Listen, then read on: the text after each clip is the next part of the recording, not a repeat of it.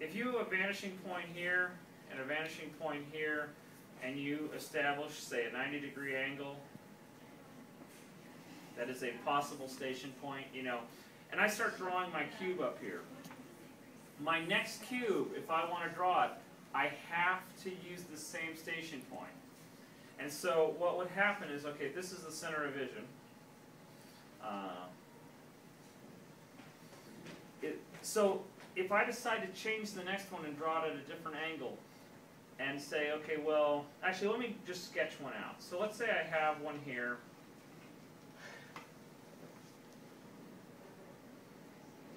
Actually, I'll do the measuring points and all that in a second. So there's the first part that I can draw. I can say, well, I want to draw this one this big and at this angle. Okay? Now, if I find the station points, I would measure from the vanishing point 1, swing it up. Okay, this is measuring point 1 approximately. Vanishing point 2, swing it up. Okay, measuring point 2. And then, if I take these measurements, they're all equal, you know, because this represents the vertical and the horizontal measurements on the measuring line. If I use the measuring points to cut them off,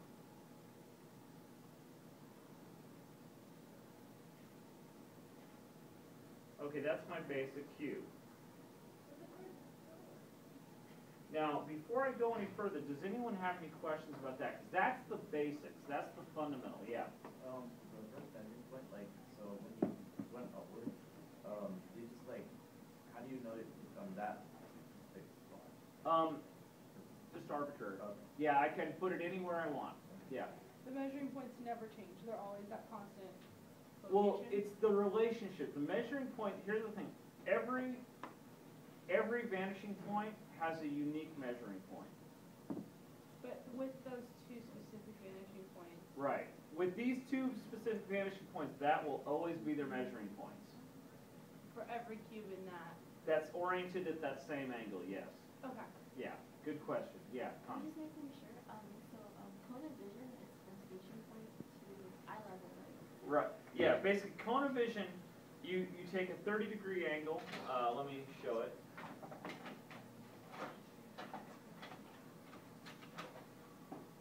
Wrong triangle.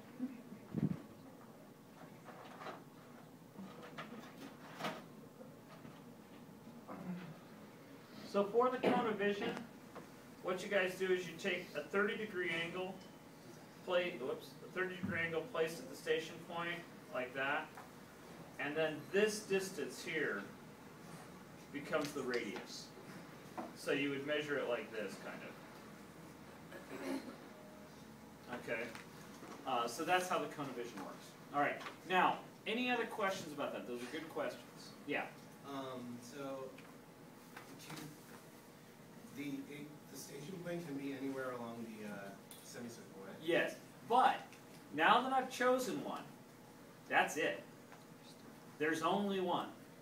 Okay, and this is where a lot of people are having problems because they then go like this and say, okay, find another pair of vanishing points and mark another station point, but you don't get to do that. Okay, what you have to do is you have to do something like this. Okay, this is my first angle. Okay, like this. If I want to change that angle, now what I could do is I could draw another cube here and say, well, you know, I want to draw another cube like this. And I don't care what the size relationship is, you know, it could be anything. So I want to draw another cube here, and I want it to go like that. Okay, can I do that? Yes. But now what I have to do is I have to go, okay, well, if that's the new vanishing point, then I have to do this.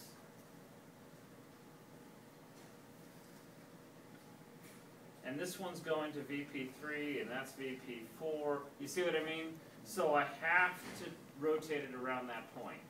I have no choice. Now, once I do that, if you take a look, yeah, okay, I've got a new set. I've got a new set of measuring points as well that I have to use and I have to find. Does that make sense? Okay. Now, I'm curious. Yeah, Patrick. We also had a question about what if the cube was bigger than your cone of vision? Okay.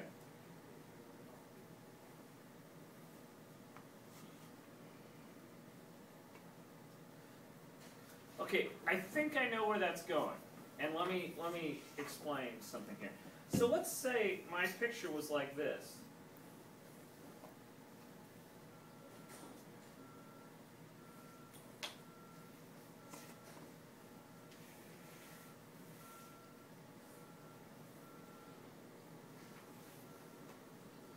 So let's say that's my picture frame. And I want to put a cube that's here. Da-da, da-da, da-da. And I am making noises.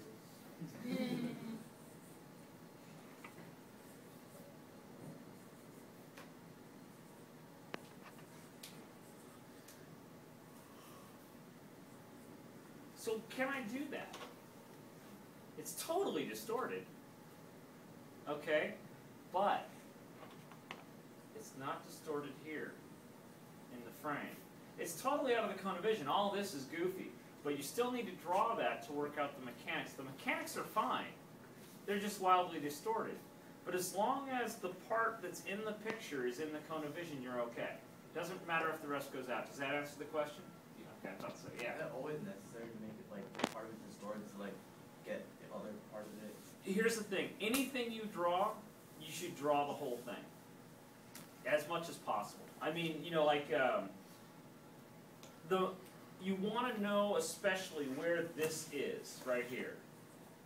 You need to know where it is on the ground plane relative to everything else. Because, like, someone was talking about, how do you make sure this thing isn't intersecting this other thing? That's how you draw through. Okay. Yeah. You just put in that angle, that part of the cube, and you built it from there. Can you do that mechanically? Yeah. I had difficulty trying to do that. Okay, you mean like if I decide to do, let me see if I'm understanding it correctly. So, if I decided to do, well, let's do this. Let's say, could I do this and say, okay, well,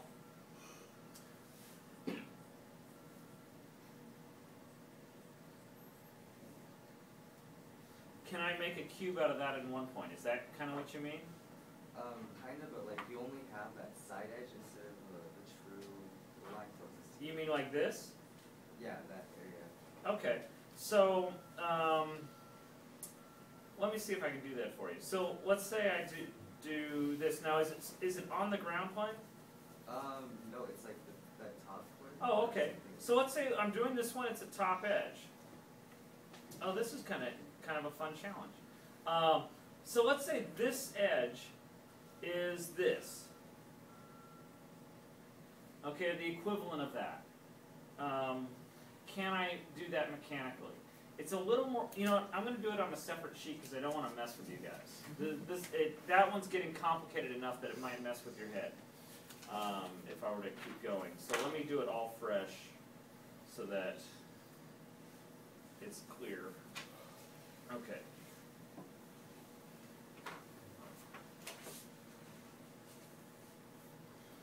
All right, so that's that back edge. Okay, now how would I do this mechanically if I wanted to put that line there? What I would do, first thing I would do is I'd do this. Drop my verticals. Okay? Now, the second thing I would do is I'd find where one of my VPs is. Okay, now do you realize I haven't really established anything yet? Now, do I have an established station point already? Yeah. Okay. So this is my station point. Again, totally random. All right, now if that's my VP,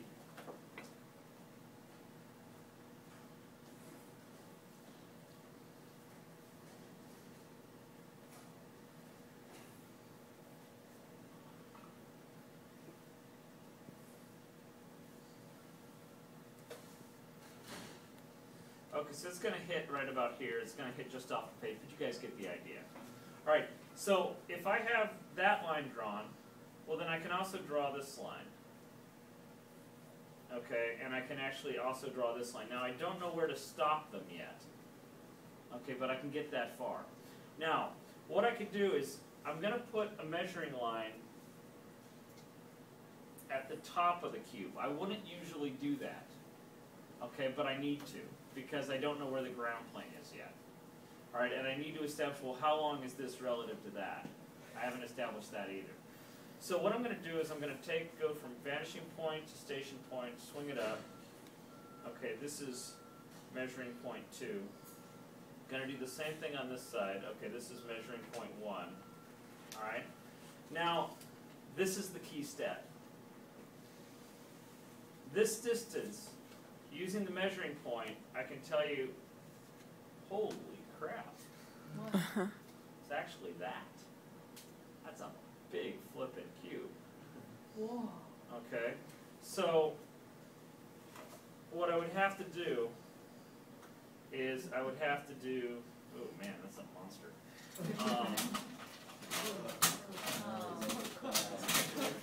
What was that? Okay. Yeah, so the bottom of it's distorted. Yeah, it's wildly out of the cone of vision. But now, again, once I've got that, I can actually do the same thing on the other side. So I can take this measurement and I can say, well, okay, if one side's that, then the other side is 2. Use measuring point 1.